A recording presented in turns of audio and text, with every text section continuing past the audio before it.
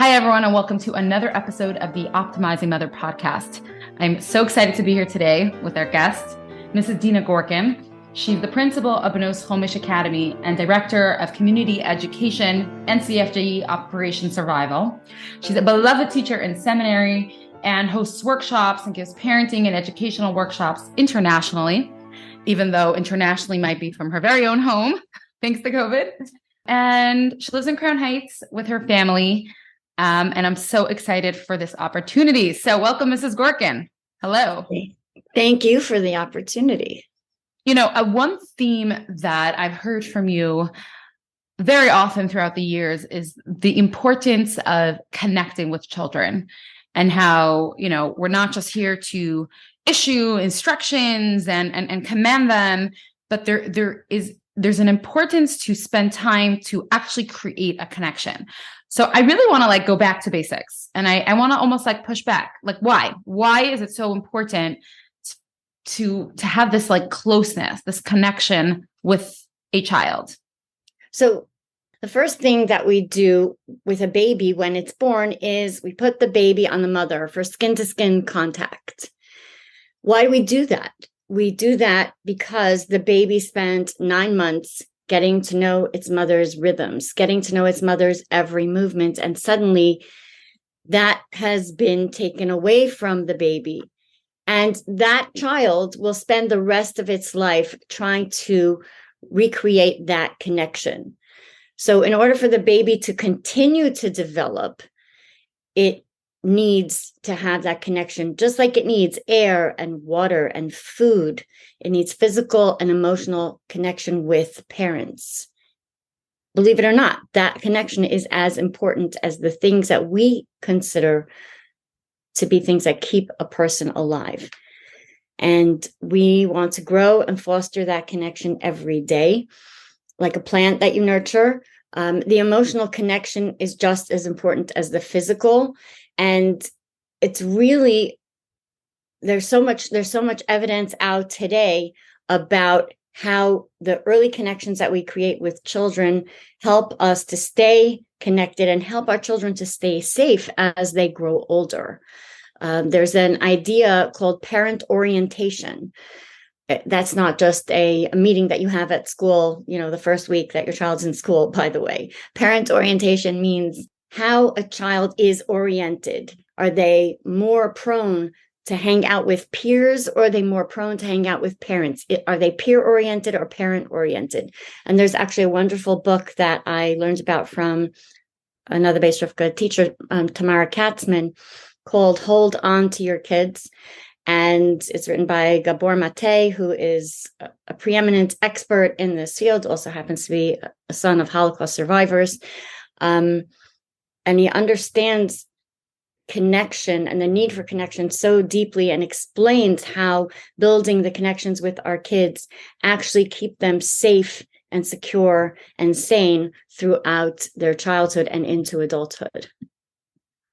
Right. So, I mean, you just quoted an expert, so to speak, and that's interesting. But I'm curious, where in Torah do we see it? It sounds a little new agey, emotional connection and fill the child's emotional bucket. I mean, I want to tell you, I see it. Practically, I see that my kid needs it, right? I mean, they come to us, they need that love and the care and the caressing and everything. But when we're talking from a hashkafic perspective and where in Torah do we see it? So start in Bereshis, Lo tov hayos ha'adam levadai. Right? That's what Hashem said when he put Adam and Chava together. And then we have Adam Yada as Chava, right? Adam knew Chava. What's Yediah? In Chassidus, we talk about Yediah as and Da'as as the connector between what we know and what we feel. And Da'as is all about connection. So marriage is about connection, and we bring children into the world through connection. So I would say that the first place we see it is right in the beginning of Torah, where Lo tov hayos ha'adam levadai tells us human beings need connection. It's not good for them to be alone. And then we have V'ahavta l'reacha kamecha. We are supposed to love our fellow Jew as ourselves. What is love? It's all about connection. How do we love another person? By recognizing their needs, by attending to their needs, by being sensitive to them, by reaching out to them physically, emotionally. Zeh kol hatara kulai, zeh klal gadol b'Torah, however you want to phrase it. Connection is everything. And we model that for our children all the time. We model it in the way that we interact with our spouses, with our friends, with our other relatives, so that our children see connection growing up, they feel connection growing up, and then they are able to pass it on to the next generation. There is a Hayom Yom where the Rebbe says that if only we would hug a Sefer Torah the way the Baal Shem Tov hugged a child. And to me, I always think about, the Baal Shem Tov, like this elderly, saintly Yid hugging and caring for these Yiddish children. And, when I think of like a source, the holy source, so to speak, it's like, this is what chinuch is. So can I interrupt you for a second? Mm-hmm.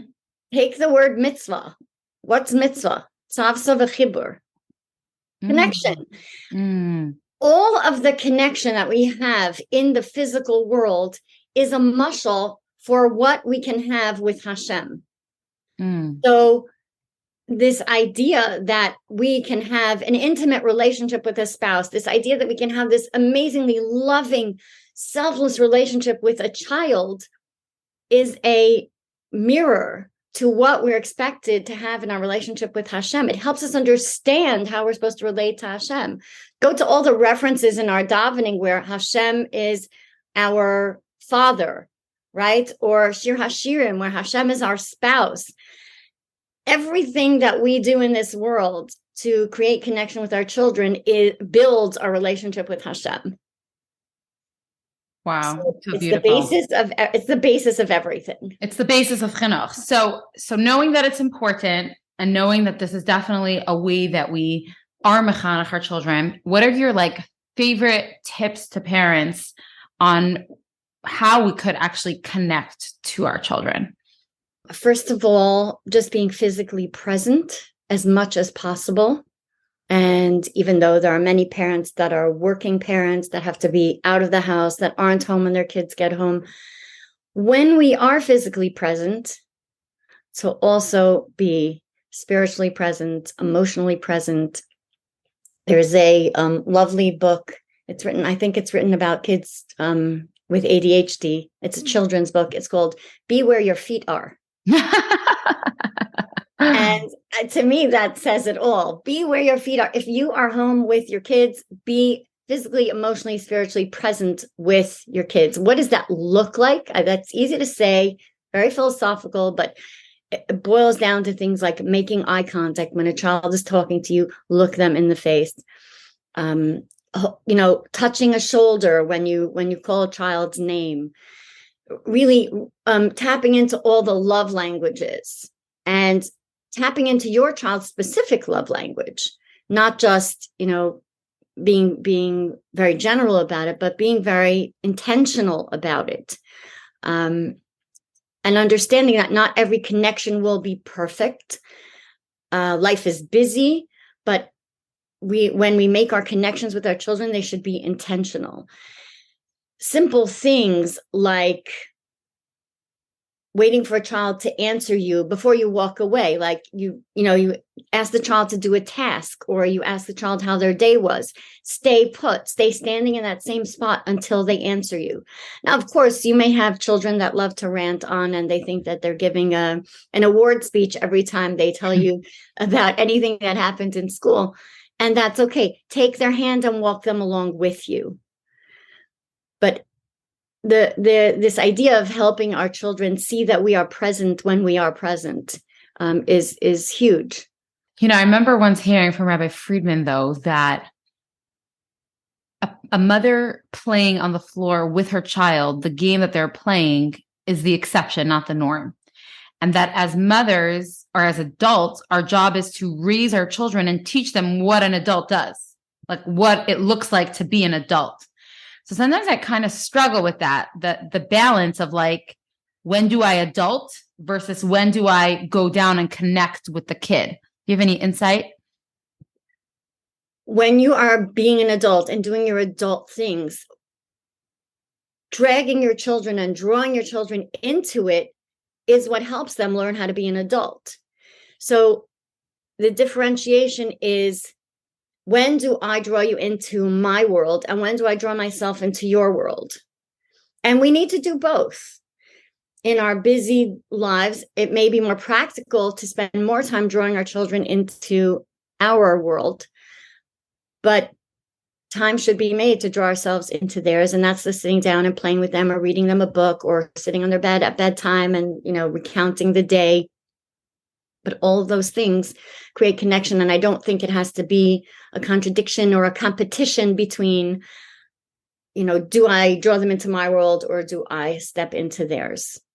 I'm curious though, why do we feel the need to emphasize this like whole connection thing? Like in a certain way, don't you think it's intuitive? Like parents will connect to their children. Like, why is it such an emphasis? We used to have a lot fewer distractions than we do now in the world. So creating connection was much more intuitive. It was much more doable. But now, we have two parents working. Sometimes both are working full time.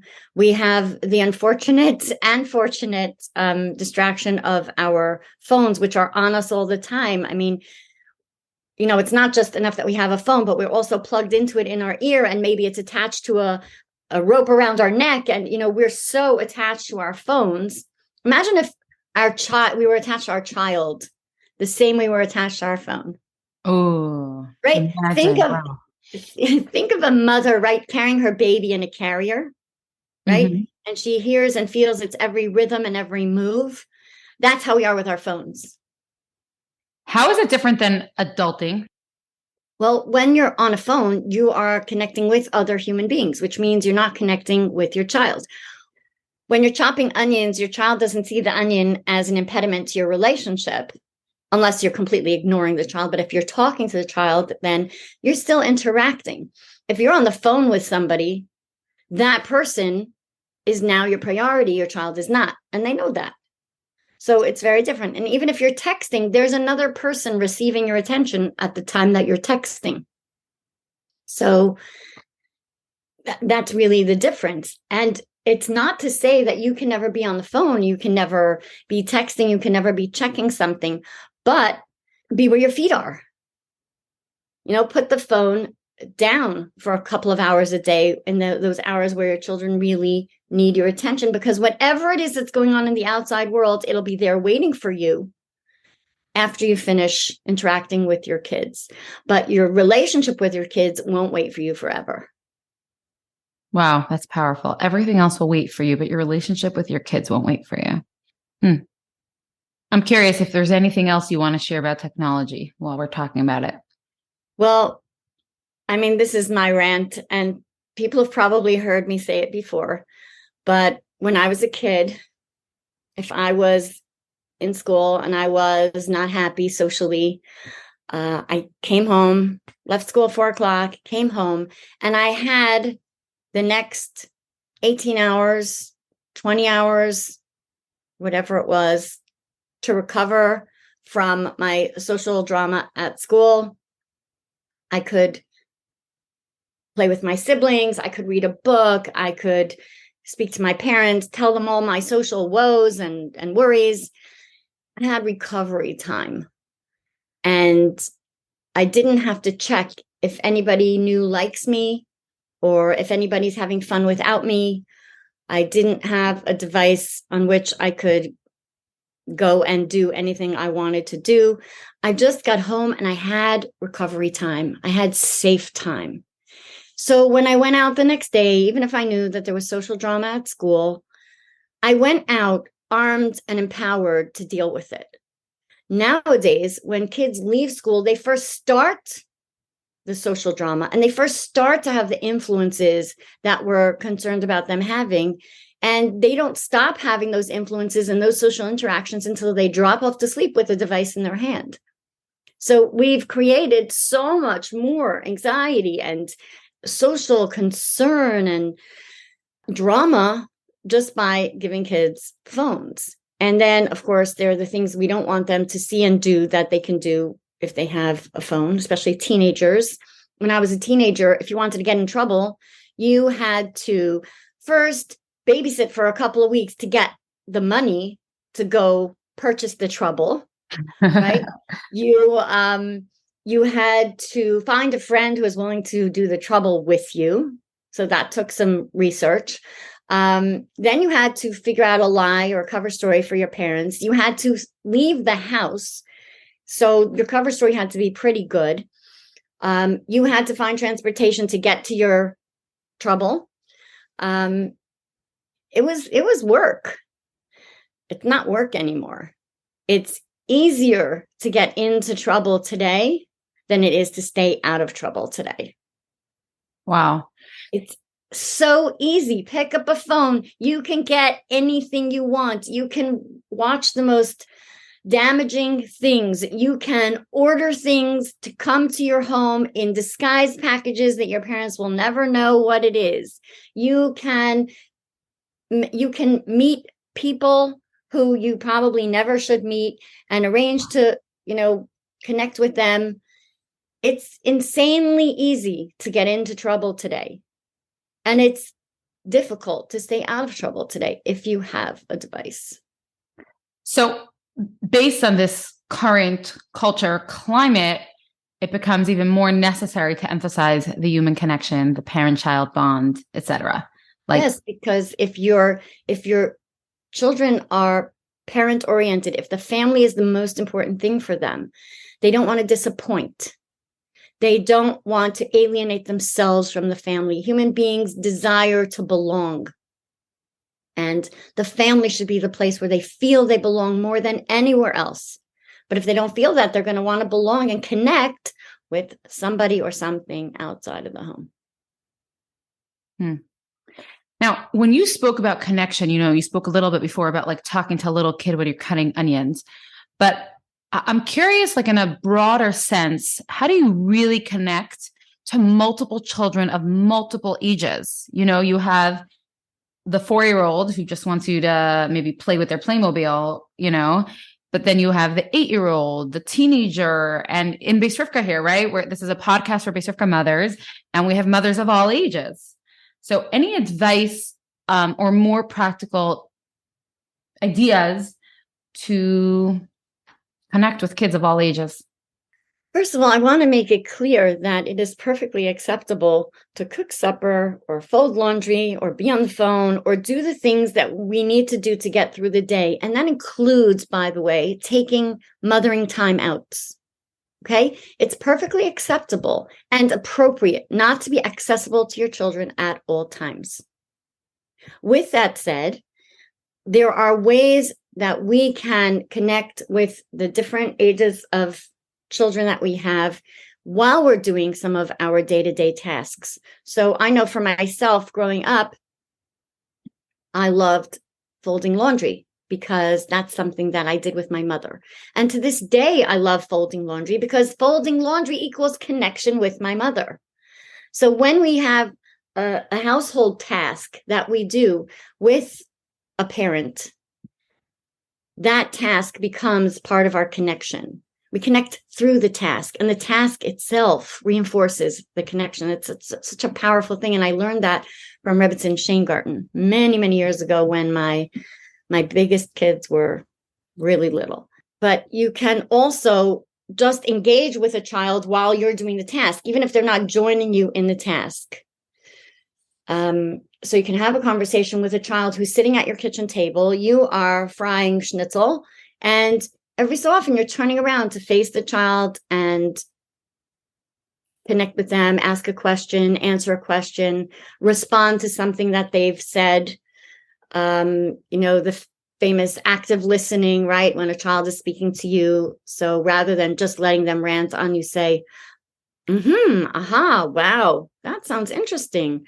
I've never heard that before. You just, small comments that help the child realize that you are present, that you are where your feet are.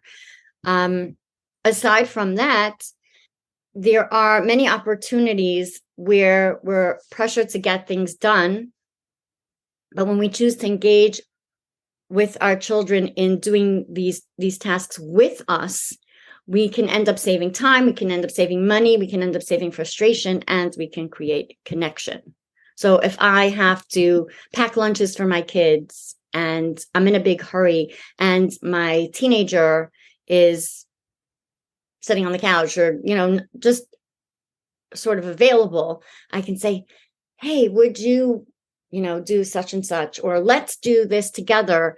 I've suddenly created a bonding experience with my teenager while I'm doing something for the other kids.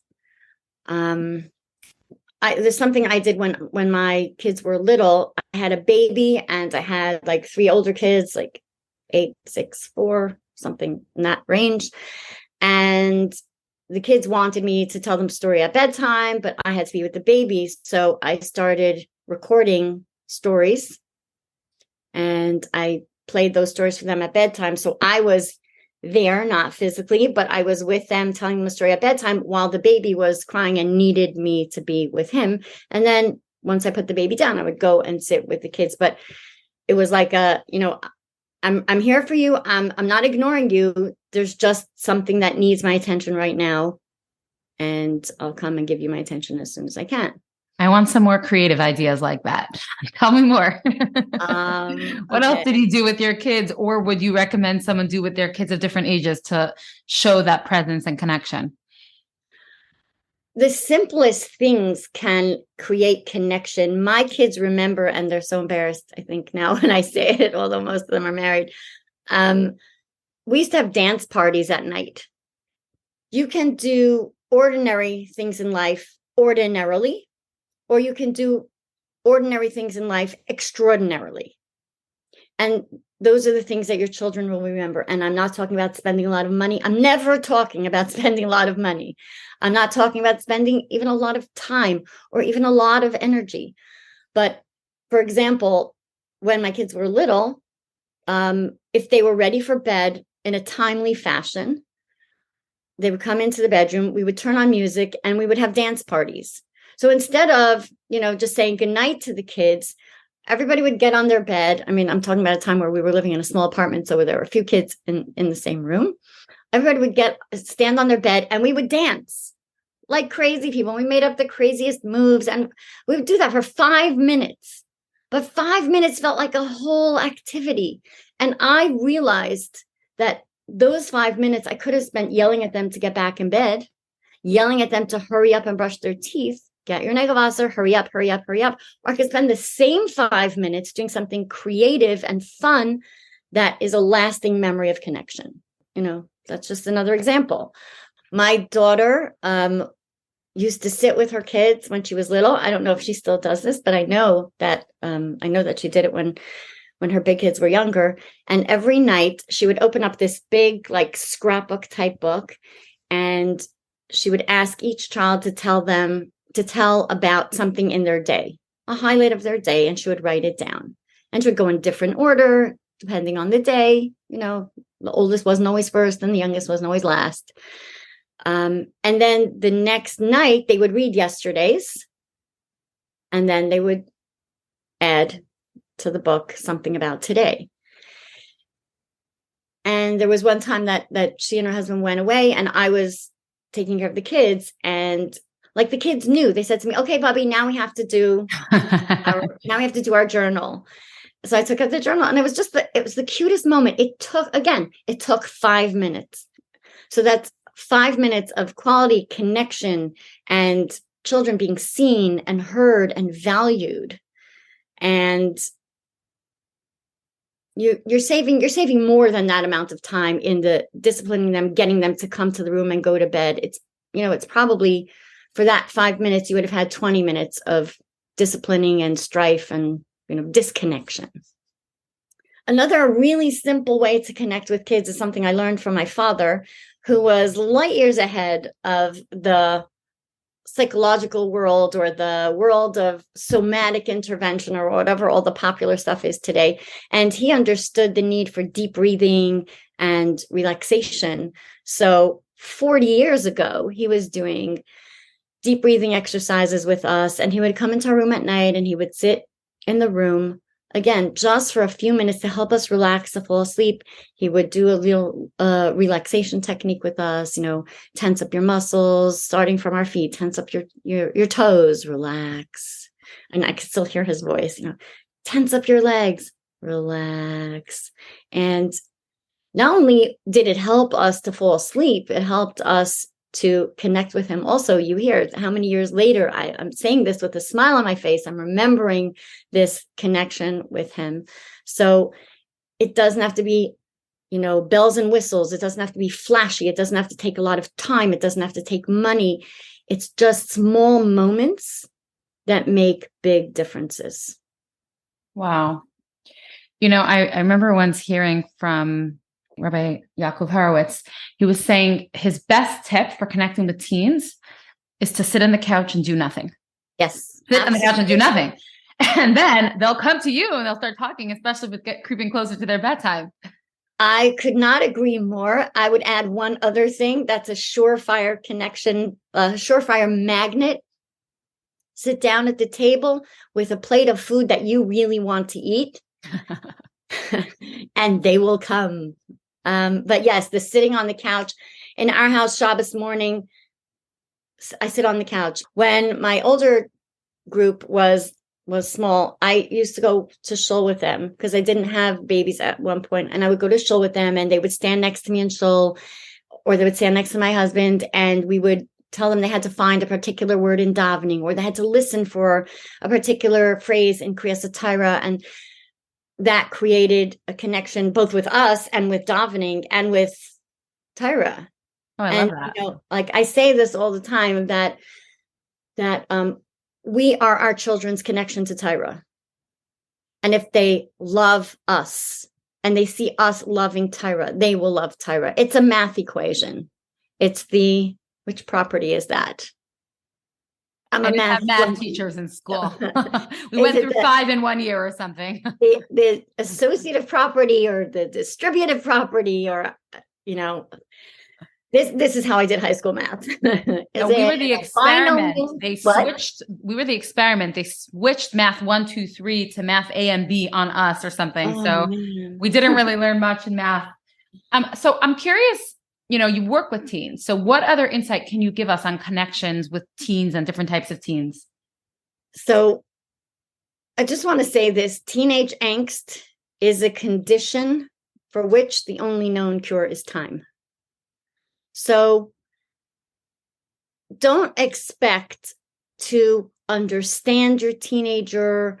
Don't expect to automatically be able to connect with them just because you connected when they were small. I think this is also a Rabbi Yaakov Horowitz quote. A mother that I know was speaking to him about her teenagers, and she said, I just don't understand them. And he said, but they understand each other, right? And she said, yes. He said, that's because teenagers are like fax machines. Now, obviously, this is a very old mashal. This conversation took place probably in the late 90s.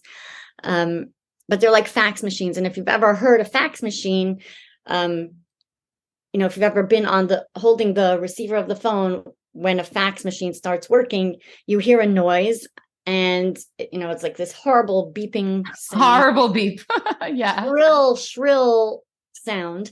And on the other side of the world, someone is going to be holding the exact message that you put into the fax machine, even though you don't understand the conversation that took place over the wires to make that happen.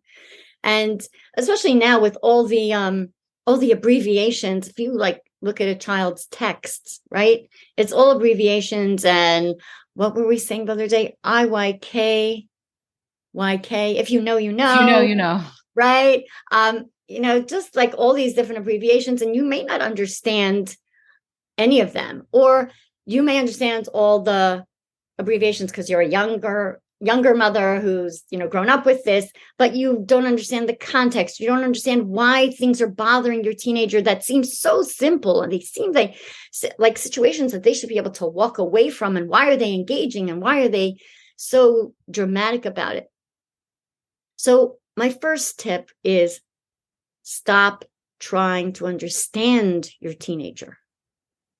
And that's not important. It's not important to understand the teenager. Just connect. Connect doesn't mean you understand. We connect with people all day, every day that we don't have a clue what's going on with them. We can do that with our teenagers, but sometimes, and I think a lot of the time, our emotions get in the way. I have to understand in order to make this right. I have to understand in order to make sure she stays safe and to make sure she grows up to be a mensch. I have to understand. No, you don't have to understand. You just have to connect. So, and the other thing is that, so we're talking about connecting. A, stop trying to understand them. And B, create bonds by spending time with the child, discussing things that are not anxiety producing. And if your child tends to go to the place of anxiety every time you start a conversation, no matter what it's about, have conversations on text. This is where technology is a bracha. Right? We say technology takes so much away from us, but it can also add to us if we use it correctly. Or back in the day when we didn't have cell phones and we didn't have technology in our faces all the time, I would say, write a note to your child, leave it under her pillow, put it into her backpack, into a notebook where you know she's going to see it when she opens it up in the middle of the school day. Put a little note that says, I love you, or a little note that says, just thinking about you with a little smiley face, or a note that says something significant about a conversation you had in the past. Like, I was thinking about what you said and you're absolutely right. Who doesn't love to hear that they're absolutely right, especially a teenager? Teenagers are spending a very good portion of their lives trying to prove to us that they are right. So just saying the simple phrase like, I thought about what you said and I think you're right. Send them cute memes. And always keep their love languages in mind, because that's going to help you to connect in ways that they feel, again, seen and heard and validated. So if your child is a gifts person, right? The love languages are service, gifts, physical affection, words of affirmation, and time. So try to tap into your child's love language. And if she's a gifts person and she loves pickles, then stop at the store on your way home from work and buy a jar of pickles. Even if you're not doing your regular shopping, just buy the jar of pickles and say, oh, I was in the store and I saw this and I thought of you. It's so powerful. What? You were busy and you stopped to think of me and tap into my love language? It's huge. We don't even realize how huge it is. There were times, I have actually a daughter that likes these yellow spicy pickled peppers. And like something I would never bring into the house. And I would stop and buy it for her. I would say half the time she never touched it. But just seeing that it was there on the shelf said, my mother thought about me. My mother connected with me. My mother loves me. It's a powerful thing. If your child isn't the gifts kind, you will have other ways of connecting. So, for example, I have a son that really didn't speak a lot when he was younger. All the kids would talk about their day. I would sit down with them at the end of the day and say, how was your day? What was interesting that happened? And I would ask him about his day. How was your day? K. I couldn't even get an O out of him. Not okay, just K. Who'd you play with? Nobody. What did you do? Nothing. What'd you have for lunch? Nothing. Like really no conversation. So with him, it was really just about spending time. So if I had to run errands, I would take him with me. And, for a long car, it had to go to Borough Park. So that was a nice chunk of time that I was with him. We would put on music in the car. Half the time we never spoke. It didn't matter. He didn't need that. He needed the time. And when he went away to yeshiva, I was very concerned, because how do you talk to a kid that doesn't talk and get a read on what's going on with him long distance? And it was before cell phones. So there was like the once a week payphone phone call, and I had to figure out how to navigate this. So I came up with a plan. the plan was that every week when he called, he had to tell me a joke and I had to tell him a joke. And that way, the phone call wasn't 10 seconds. How was your week, Kay? How's your learning, Kay? Bye. It was, we at least was able to stretch it out to a minute and a half because of his joke. And then my joke, or then maybe his joke would remind me of a different joke. So there would be two jokes. And sometimes it would even ease us into a conversation about what was happening in yeshiva, because who told you that joke, and etc. So it was really about spending the time, not so much the words and not so much the anything else, but about tapping into his love language, which was time. One thing I think that a lot of mothers have a hard time with is Shabbos. It's a bracha, but it's also many, many, many long hours of home with children time. I'm curious if you have any ideas, creative ideas, or ways that you found to make Shabbos like meaningful and connecting for the kids. So again, depending on the age of the kids, there are Shabbos games that only come out on Shabbos, and take out those games, after Lichbenchen, and these are the Shabbos games. And if there's time, depending on what's going on in your house, if it's a quieter Erev Shabbos, maybe sitting down after Lichbenchen and playing games, or Shabbos morning playing games, Shabbos afternoon, especially the long Shabbos afternoons, having those Shabbos games is very helpful. Sitting down after Lichbenchen and davening with the kids who are home, not talking about the Bachrim who are going to shul, but the girls and the younger kids who are home, and just sitting down with them at the couch, the invitation to join, sitting down on the couch with a siddur and inviting them to join you in davening, singing the davening together. I know this all sounds very idyllic. And of course, there are many, many, many Friday nights where you're barely breathing by the time you bench lift, and then all you can think of is either collapsing or running to the kitchen to chop up whatever you didn't finish chopping up before, putting away whatever you didn't finish putting away before. So I don't want to give the impression that I think that, home is just this serene place where there's all this time and calm energy to put into the parenting, but trying to find the moments. I want to just stop and give credit to my mother, because I have such a special place in my heart for Kabbalah Shabbos, because that was something my mother did. Mother has an Israeli accent and sings beautifully, and she sang Lechadaidi with us every Friday night. When I hear Lechadaidi, I think lipstick, perfume, singing with my mother, and these little fruit candies that we would get, that hits a really positive note for me. And it's so true. It really evokes that connection. I loved it. The Shabbos. Wow. I want to point out something that your mother did that I don't know if she did it consciously, but she took a multisensory approach. She literally hit every note, right? She sat with you on the couch, so there was physical touch, right? She sang L'chadaidi, so there was auditory, right? She had perfume. That perfume itself is an olfactory, a smell reminder of those moments, right? She gave you candies, taste. She literally touched every note. I didn't even think of it, but yeah, that's what it. That's what it evokes. Your mother's a smart woman. She might have done it consciously, but that's incredible to have that memory. And Emir Hashem, all our kids will have such memories when they are older, but the more you put into it, the more they get out of it. And again, it's not about how much time did that take her? How much effort did that take her? The perfume she thought she was putting on for herself, right? Little did she know, every time you smell that perfume, you're going back into that memory of connection. Right. So mothers, wear perfume. But yeah, those are very special moments and very special memories, and they create and they hold connection for us. So yeah, davening with our kids, and once again, I want to go back to the idea that creates connection with the Eibishter, creates connection with our Yiddishkeit, with Torah.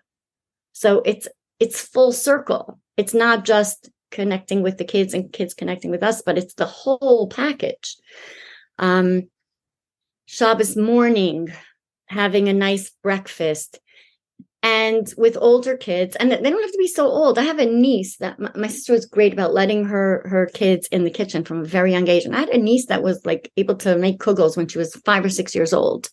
But having our kids participate in the Shabbos food preparation, maybe each child has something special they prepare. So the younger ones prepare something easier, and the older ones prepare the Shabbos morning breakfast. They make a cheesecake. There's some really simple. My children inform me that Shabbos morning breakfast equals Shabbos cereal, which means Shabbos cereal, of course.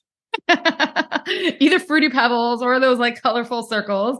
It means Shabbos cereal and Lebens. Like they let me know that that's what Shabbos breakfast is. I thought that 35 years ago I invented Shabbos cereal. I really did. I thought it was so original. It turns out it's a thing, but I really thought I invented it.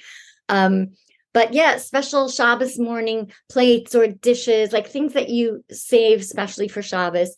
But, if one child makes a cheesecake and that's the breakfast, right? Or you sent another child to the store to pick out the flavors of Lebanon, the flavors. I mean, I was at the store the other day and there must be over 100 varieties of yogurt and Lebanon, right? So if you have one child go to the store and choose this week's flavor, or everybody gets to make their order. And that's the special Shabbos morning breakfast. So you have, 10 different flavors of yogurt and Lebanon, or because they sell the yogurt with the Shabbos cereal. You ever saw one of those yogurt things with the Fruity Pebbles on it? Back in the day, that was not an option. We had to sprinkle our own Fruity Pebbles on the Lebanon. It was tough times. But that makes Shabbos morning feel special, and they feel ownership, they feel participation, they feel connected to the breakfast, they feel connected to the people who have inspired and arranged this breakfast. And I know that our kids' schedules are very different, especially when you have the different age ranges of kids. Having a sit down dinner on a weeknight can be very challenging, but at least Shabbos morning you can try to have that breakfast. And then Friday night you have a Suda, Shabbos day you have a Suda. Shabbos itself feels like connection. So then they start to love Shabbos. Again, it's the whole package. It's the whole picture of creating connection with parents, with siblings, with Yiddishkeit. I remember one time we were in the country and we had invited guests for Shabbos. It was a very cold Shabbos, and we decided that our kids and the guests' kids were going to stay home, and we would have quiet Shabbos morning or a noisy Shabbos morning, and the men would go to shul. So my husband and his friend were getting ready to go to shul, and I see the friend's 10-year-old daughter getting ready to leave. And I said to her, "Oh, Leah, the shul is very far. It's over a mile. It's a long walk, and it's kind of cold outside. Don't you want to stay home with the kids, and we'll have fun, and we'll, eat Shabbos cereal?"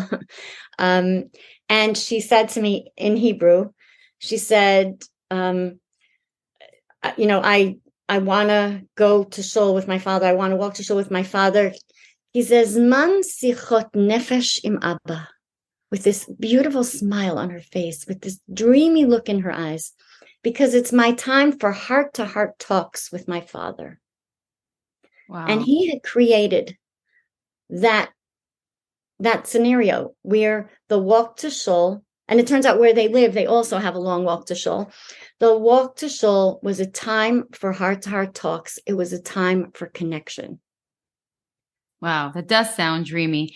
But what's coming to me, almost like the knee-jerk response to that is, it sounds beautiful, but what about, when they're totally misbehaving? Like the flip side. So where does discipline fit in? Or you have a kid that's totally, making trouble at school or teasing their siblings, or, the hard ones. Like, how do you find a way to connect to the kids while they're, acting unconnectable? Right. There's a saying, children who need love the most will ask for it in the most unlovable ways. We all try to put our best foot forward in life. That's a human instinct. And when somebody is acting, for lack of a better word, icky, right? They're misbehaving. They're acting in a way that makes you want to disconnect. They probably need the connection the most. So a child misbehaving is not a reason for us to disconnect from them. Of course, we have to take a pause, check our emotions, and not allow our emotions about the way the child is behaving to get in the way, to become another disconnector. Sometimes that means saying to a child, I hear you. I'll be back in a few minutes, and going to your room and breathing it out and saying to yourself, my child needs me the most now. What can I do? How can I calm my physical reactions down? How can I calm my emotional reactions down so I can be there 100% for the child that needs me now? So that's part of it. Really, really being able to identify what our role is in that child's misbehavior. Children don't misbehave to get us.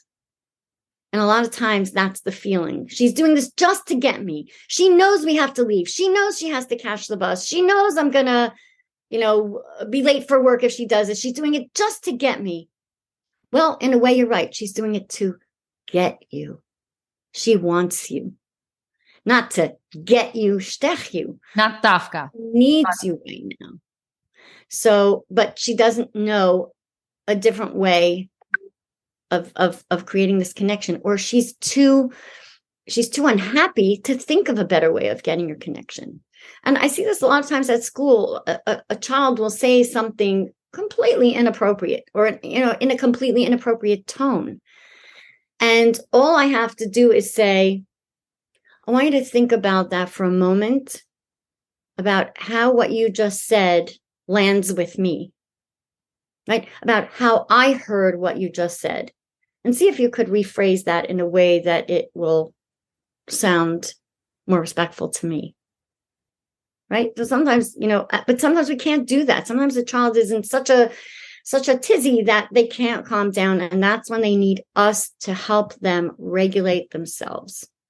What we have to know is, if it's a small child, sometimes what they need is for us to put our hands squarely on their shoulders and say, I'm here.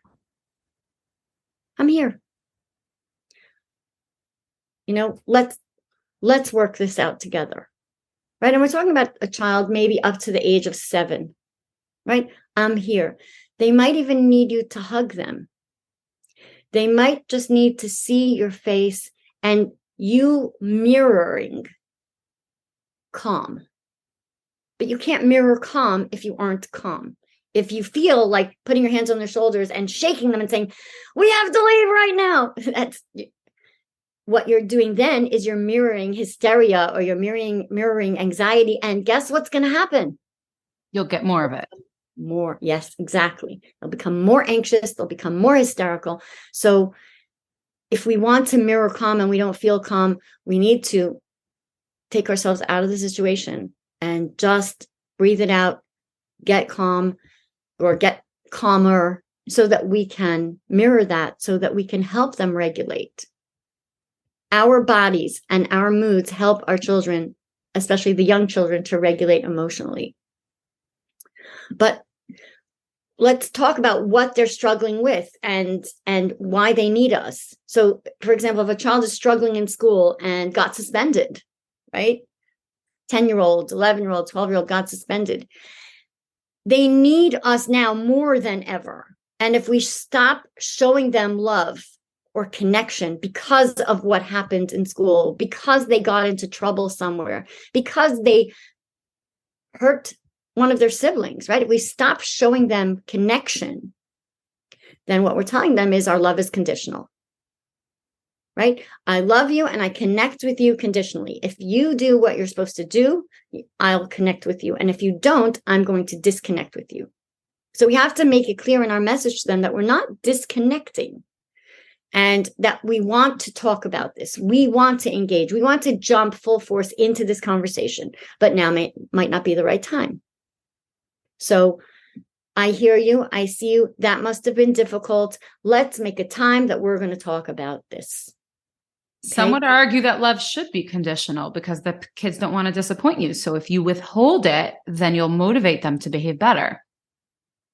If you withhold it, you will motivate them to behave better when you are there. When you are not there to dangle the carrot of your love in front of them, they'll behave however they behave, right? Our love from Hashem is not conditional. Hashem says, bein kach u bein kach, right? Whatever you do, you people, you're nuts with the Averos, and I still love you. That's it. The Rebbe never turned a person away from dollars because they weren't keeping Shabbos, or they were smacking their kids around, or because they were a nasty politician. The Rebbe never turned people away. We don't create better behavior by disconnecting. We create better behavior by modeling. We create better behavior by connecting, by instructing, by guiding, coaching. There's so many ways to create better behavior. Disconnecting isn't one of them. So we can say, I am disappointed that you did this, or I am upset that this happened, or I am shocked that you would take your brother's head and smash it against the floor. And believe me, I've been there. And I'm too upset to talk about it now. But tonight, after the little kids are in bed, we're going to have a conversation about this. It makes a child realize that you haven't broken the connection.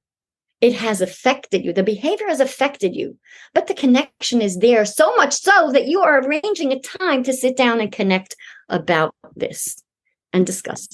It also gives the child time to think about what they did, as in, you sit there and think about what you've done.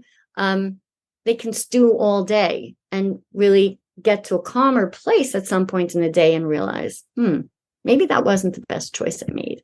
Maybe those weren't the best words to use. So we're actually giving them some tools by showing them that they're not disconnected. And there's something even more powerful, by the way, that you probably know this from the many times that you've had interactions with your kids that felt negative. And then when you make up with them, when things get better, they get not just a little bit better. They don't just go back to where they were before. You're suddenly on a new level of connection. And there's this idea called rupture and repair, where when there's a disconnected moment, you have an opportunity for upping the level of the relationship. When you say to a child, and I have this sometimes with students as well, when you say to a child, I misread the situation, I was wrong. Or how are we going to move forward with whatever it was that happened, right? It's not something that you did, or it wasn't your negative interaction with them, but it was with somebody else. How are we going to move forward so that things get better the next time this situation happens? But if we use those disconnected moments to repair, then it's like, what the Alter Rebbe describes as a Baal Tshuva, right? A Baal Tshuva can stand in a place where even a tzaddik can't stand. Why? Because it is the disconnection that created the motivation for a higher level of service. So that's very hopeful sounding. In other words, we're talking about connection, but I feel like now you're reassuring us that if it happens, we can reconnect. And it will happen. And it will happen. It will happen. It's a guarantee. It's part of the human condition. It's the Beinani in all of us that we will struggle. Right? We will always struggle. We'll struggle with our Avodas Hashem. We will struggle with our relationships. We will struggle with our intellect. We will struggle with everything in life. And Alter Rebbe says, rejoice in that. That's in Perek of Zion of Tanya. That we should rejoice in these moments because it's an opportunity for growth. And it means we are where we're supposed to be in the Beinani moment, in the moment of struggle, disconnect and reconnect. It's so interesting. I feel like I'm appreciating the positive after hearing you say the negative, which means hearing you say that we don't improve behavior with disconnection makes me appreciate much more that we have more of a chance of improving behavior with connection. Do you hear me? Like Yeah. it was much stronger. Now I'm like, oh, I'm circling back to the beginning where the importance of connection is.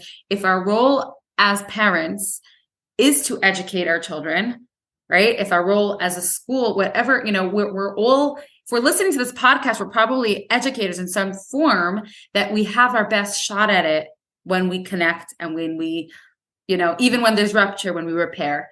Is there anything else you want to end off with or leave us with, or one thought or a summation of everything we spoke about? I think a lot of parents feel like they don't have enough tools, whether it's because of how they were raised or whether it's because of just different life struggles, not feeling emotionally strong or not feeling physically strong or just life overwhelm. I think a lot of people feel that they don't have the tools to consistently create positive environments at home. And I just want to share something that I heard from Rabbi Aaron Herman, who happens to be my mechutin, but I heard this from him in a talk that he was giving to my high school students. One of the students said to him, I don't feel like I have tools for all the struggles I have. I have so many struggles in my life. And she did. She was being perfectly honest. She said, and we know that Hashem doesn't give anybody something that they can't handle. So how is it possible that Hashem gave me all these struggles and he didn't give me the tools? And Rabbi Herman said, Hashem gives us all tools, but some of those tools are inside of us and some of them are outside of us. And the ones that are in us, right, whatever our personal strengths are, we have to hone them, we have to strengthen them and utilize the potential. But sometimes the solution is outside of us. And the tools are the people that Hashem put in our path that can guide us, that can advise us, that can share their wisdom and their experience. And those are the tools he gave us. So instead of sulking over the fact that Hashem gave me more than I can handle and I'm overwhelmed and I can't do it, the message is that some of the tools are outside, and reach out to people who have more life experience, to people who've gone down this path, to people who are more knowledgeable, to people who seem stronger to you, whether they are relatives, friends, mashpiyim. Reach out to other people for support. And those are your tools.